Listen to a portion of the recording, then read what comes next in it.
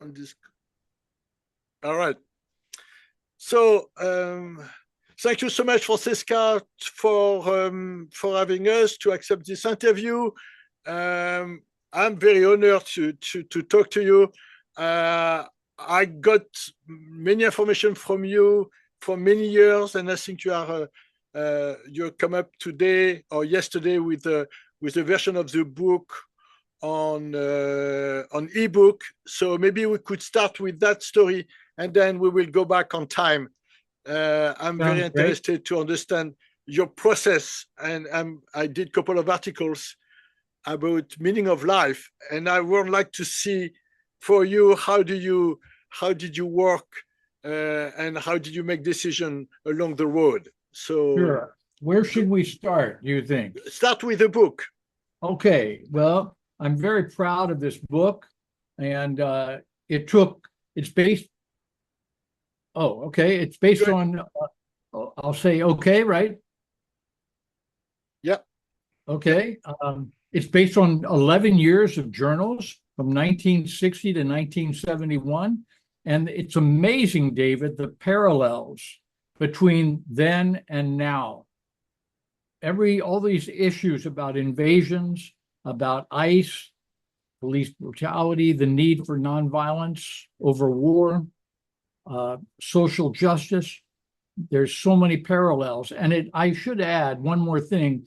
It's important to note that it's a personal story mixed with the context of 60s history.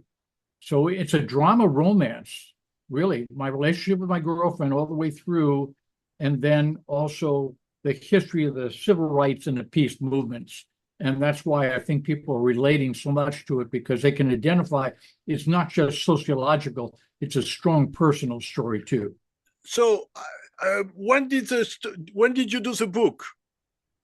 The book first was came out in 2021 with Sunbury Publishers, and I got to thank that publisher, Lawrence Knorr, because he was believing in nonviolence, and he's the guy that got the story and got it out there. And then we wanted to go for a bigger audience, so I pulled it, and now it's on Amazon Kindle, an updated version. It came out yesterday, appropriately on Valentine's Day. I know. Love is the answer, right? On war. That was a unsuspected date, but it's a good date. Yes. So okay, so let's go back. You are time travel. Time travel. You are in the 60s, and you are more or less drive for Vietnam, if I understood well. The situation was, I came from a privileged background. My parents were millionaires, so I was really oblivious to the issues. I had a vague concern for civil rights and for peace, but it wasn't until Uncle Sam came knocking on my door and said, "We want you," that I really became involved. So it wasn't like I was always an activist. I went from bystander to activist, and that politicized me. But what makes the trigger? It's the lock on the door, or what happened to you? What was... My dad had a great philosophy of love. He was a humanistic psychiatrist, and he always talked about the importance of love in our lives and nonviolence. And he was against things like capital punishment, and he thought our prisons should be treatment centers, not just for revenge, and things like that. It got me thinking at a very early age about moral issues and how we can do better and make America more humanistic and nonviolent. Okay, but sometimes we don't follow the parents' recommendation. I mean, it's not like it's because of my parents, then I did this or this. Oh, no. So, it was just an element, a factor. But yeah, the draft is what politicized me. Okay. And then, so to go from the draft to be conscientious objector, yes, it's a big gap. I mean, it's what you're doing, David, is I had a student deferment. I came from a wealthy family. Yeah. It would have been easy to keep writing that out. Or my parents pay for a high-level attorney and I fake my way out. That's what my brother did. But I was so determined that I wanted to take a moral stand. You know, every day, remember, the atrocities were coming into our living room through TV, and we would see napalm drops, and we would see children with amputations, and et cetera, the horrors of war. And I just was so determined. I decided I can't keep putting it off. And my best buddy was serving in Vietnam as a naval officer on a destroyer in charge of guns. So it was a big contrast. And yet we never let those differences get in the way of our friendship. And that's what's missing today, that spirit of reconciliation. Before we go to today, what so you have been in some way you are object of the conscience, and what happened after that? Well, one unfair factor for people is where your state is makes a big difference on the likelihood of you being approved as a conscientious objector. Now, keep in mind, when you apply, you're tearing up your student deferment. Now you're at risk for prison. So there's no, the right wing has distorted the whole process and say that conscientious objectors are draft dodgers. And I think it's clear that they are the opposite. And we need to, I'm glad for you giving me this opportunity to let people know they are the opposite of draft dodgers, because if they're not willing, if they're not accepted by their local draft board, they willingly go to prison. And that's not draft dodging. But what I was saying about geographical factor, my draft board was in very pro-war Virginia, and it makes a big difference compared to San Francisco for your draft board. And what will be the difference? Just to understand. Very liberal atmosphere. Okay. They're sympathetic, and here they can't wait to send you to prison. And so what happened after that? You became like a photographer, and then you. No, I was always taking pictures, and that's why I'm so glad, because before I became a professional with Getty Images, I was instinctively taking pictures, and I documented the most significant decade in American history since the Revolution, and that was the 60s. And I put the photographs in my book. It's a literary book. It's not a photo book, but I have incredible photos in there, like portraits of Rosa Parks, Joan Baez, all the icons.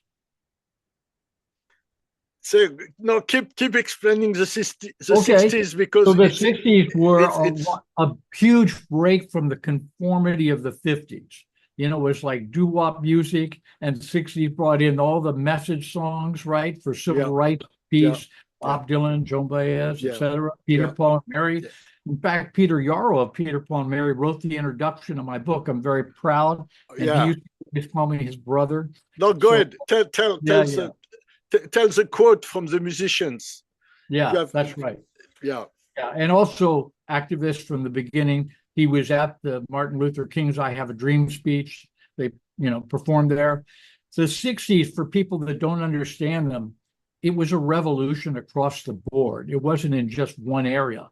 A lot of people have the stereotype notion of hippies and drugs, and that sums up the 60s. Well, that's not true. It was the most progressive generation we've ever had. And Howard Zinn and Noam Chomsky, both as historians, said this is what brought the war to an end, the persistence of that generation. And I'm so proud to have been in that generation. And that's a little bit what I'm trying to achieve through my writing today. It's to understand that it's not just one thing to do, like a protest on the street, who's going to make it happen, but you need to have a more global, and that's where I don't see the global strategy of the nonviolence today. So maybe you can describe. It's an excellent point, and it's very true. So, and you have a lot of issues. Now, keep in mind there were certain circumstances that made it easier to protest. Now, we had a good economy. So with affluence, we had more freedom to protest too, right? Yeah. But there was that moral commitment that was underlying, and nobody can still explain it today. I mean, I'll give you a humorous example. Yeah. If you were at an intersection with cars people would sit there and almost like argue who should go first out of kindness Yeah. instead of, the way it is today. Don't come to New York. Don't come to New York. Yeah, exactly. So we got to stay positive, and we can all show kindness in our microcosm every day. Yeah. But the 60s made that total break, and it was across the board, the way you dressed, right? Yeah. Women's rights, gay rights, all the minorities came up. Yeah. And then that big peace movement, unlike anything in American history, we had never seen it, and we kept showing up in the street. And let's remember, these students were getting beaten, and including me, beaten and shot at with live ammunition many times. So this is the risk they took, and we took. And as a result, I formed a group that became a national movement called Nonviolent Action in San Diego. So tell me more about nonviolence. How did you come up with nonviolence? How did you get involved? How does this took part of your life? In which way? Well, one thing is that my role models were Dr. King, Gandhi was the main one, Cesar Chavez, all those set examples for me. And then Muhammad Ali in 1967, when he refused induction and faced 5 years in prison, I ended up facing 5 years in prison also. Yeah. But the idea was a commitment to the moral. And my case, by the way, I'm proud of it because it set a new legal precedent with 2 other cases, and that was spiritual but non-religious. Previously, you almost had to belong to an organized religion to have a decent chance. So if you said spiritual but non-religious to a pro-war draft board, it was like, forget it. But the miracle happened, if I can do the spoiler alert. The state director of selective service, after 3.5 years on appeal, overturned in my favor. And it turned out that he was the first African-American in the whole system anywhere in America. Nixon put him in Virginia to show they're finally integrating, and I happened to get him, and he went against his own system to protect me. Wow. So the judge who gives you the pass in some way. State director, not really a judge. State director of selective service. Was African American, and it was the first one. And 1971. 1971. That's a fascinating story. And it opened it up for more other people that said, because of my ethics, don't judge me just because I don't go to a particular church every day, every Sunday. That's right. That's right. Personal ethics. And after that, what happened? I did 2 years alternative service in a barrio as a director of community service. But I would want to emphasize, it's a very rough path. It can be glamorized on the outside, but you pay the price. There was a lot of hatred. People forget just how strong and how vehement people were. They would accuse you of being communist, a troublemaker, an agitator, all these things. And of course, the whole legacy of conscientious objection was distorted or omitted from history. But I think that's part of what nonviolence is. I mean, the people were not very kind with Martin Luther King. They were not very kind with Gandhi. They were not very kind with John Lennon at the end. They were not very kind with many people who has. So we always give this notion of nonviolence as being like a, easygoing, cool guy and to be nice. But in reality, it's nothing like this. It's a tough journey. It's a tough. You pay the price. And you, but it's also help you to ground your story, your faith in what you do, no? Yes, but I would say, sometimes I look back and I think, how did I do that? Because it takes so much commitment and self-discipline, and you have to bear the heavy price. Governor Dukakis, who was a personal friend of mine who ran for president in 1988. He read the book and he said, COs, he said, I realize they knew they were going to be vilified, but maybe they didn't know how much they were going to be vilified. And I had instances in my classes at the University of Maryland where the professor in front of all the other students would speak against my stand as a CO. You know, it was so inappropriate. They would say things like, the rock throwers are among us, you know, complete distortion.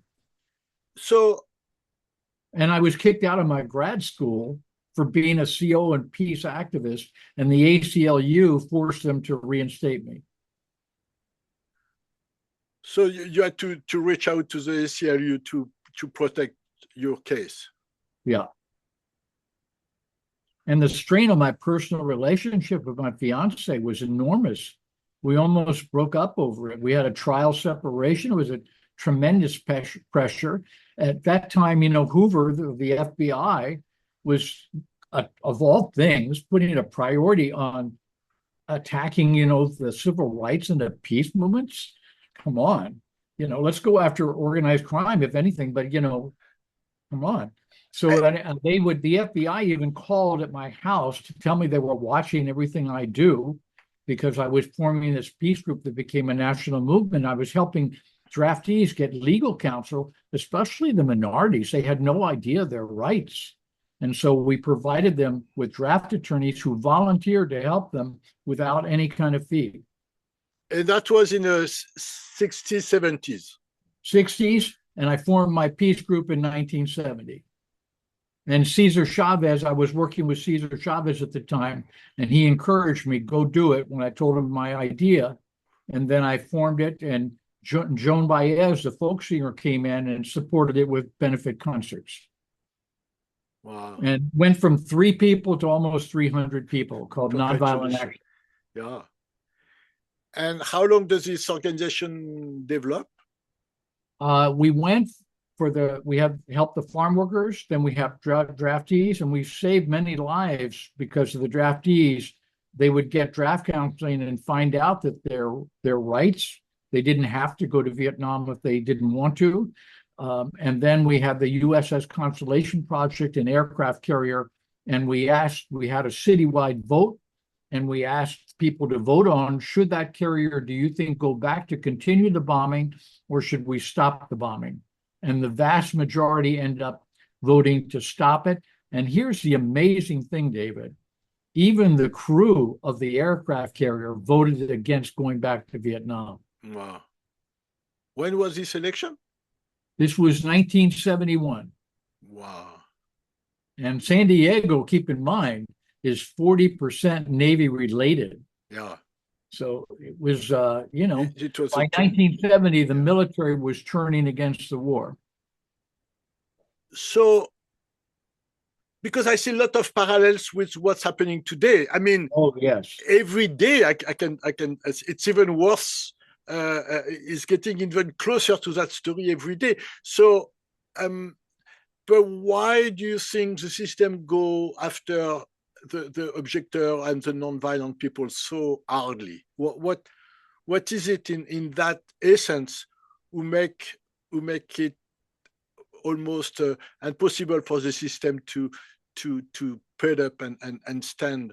Well, our society, we have to realize, is a class structure of haves and have-nots. You know, we don't like to think of ourselves that way, but the capitalistic system, and I have to admire Bernie Sanders for being out there on a limb, is pushing, it's not just socialism, you know, it's really taking care of we the people. Yeah. That's what it comes down to. I know.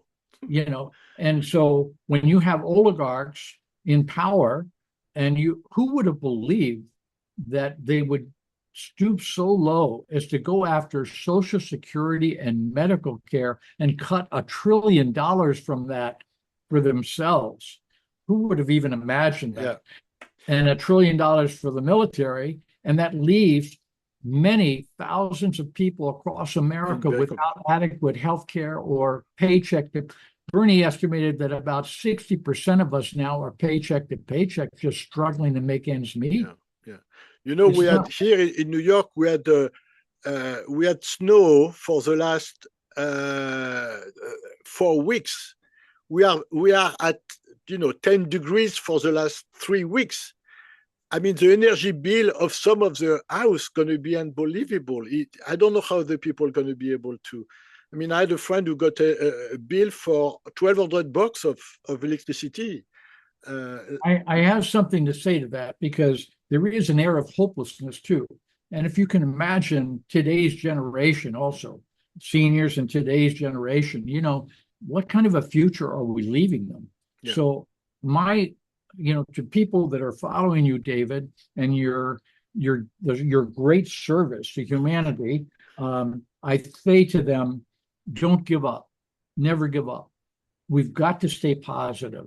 Even though things look dark, there's a way somehow to change them. And here's a very important thing, I think. Many of us feel like, what can I do about the system? Don't take on the system. The point is, we can all do something in our microcosm. Every day we can show kindness to somebody. Every day we can contribute that way, like ripples on the water. So let's stay positive and let's live, the ethics of being kind to one another. Show it in, take care of yourself, of course, but be of service to other people. That's what Dr. King always encouraged us to do. And I mean, that's a quote from Tolstoy. You say people want to change the world, but they are not ready to change themselves. So I think we need to, and that's a bit why I did this couple of articles about meaning of life, because I think we need to redefine why are we here for? I mean, what is the main goal? What is the ultimate direction? And that's why I'm very pleased to talk to you today, because I think you have shown for the last 60 years your commitment to a direction, to a set of values, a set of attitude, a set of commitment.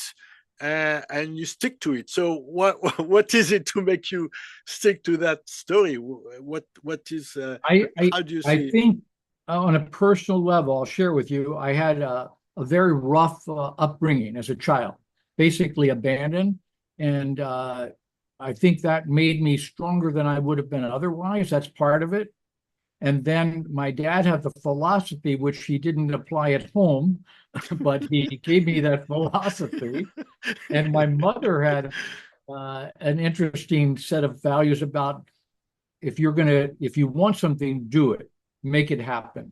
And so I combined those two things. Even though I didn't have the love at home, it made me stronger than I would have been otherwise, and I stuck to it. And here's something that's great about being of service to other people. It makes you feel better about yourself. Yeah.